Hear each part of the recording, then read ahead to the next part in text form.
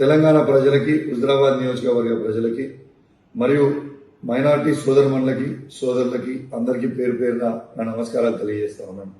సమ్మక్క జాతర అని మా సొంత గ్రామం వీణవంకలో జరుగుతుంది. ఆ జాతరలో మొక్కులు చెల్లించుకోవడానికి నేను, నా సతీమణి, నా బిడ్డ మరియు మా దళిత మహిళా సర్పంచ్ గారు మొక్కులు చెల్లించుకోవడానికి పోవడం జరిగింది. ఆడ మేము మొక్కులు చెల్లించుకున్న సందర్భంలో రేవంత్ రెడ్డి గారి ఆదేశాలతోని ఈడ ఉన్న మా జిల్లాలో ఉన్న సిపి గారు మరియు హుజరాబాద్ లో ఉన్న ఏసీపీ గారు, జమ్మికుంట రూరల్ సిఐ గారు ఏ విధంగా మమ్మల్ని అవమానపరిచిండ్రో, ఏ విధంగా గద్దెల మీద నుంచి ఈడ్చుకపోయారో మీ అందరూ కూడా చూసారు.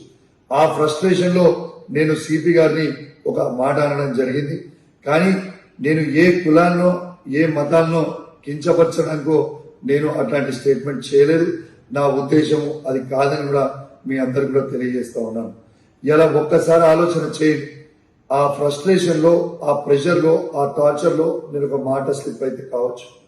కానీ నేను వాళ్ళందరికీ కూడా దానివల్ల ఎవరికన్నా వాళ్ళ మనోభావాలు దెబ్బతినుంటే వాళ్ళని నేను పర్సనల్ గా అప్లై చేస్తూ సెలవు తీసుకుంటా ఉన్నాను. జై తెలంగాణ, జై కేసీఆర్.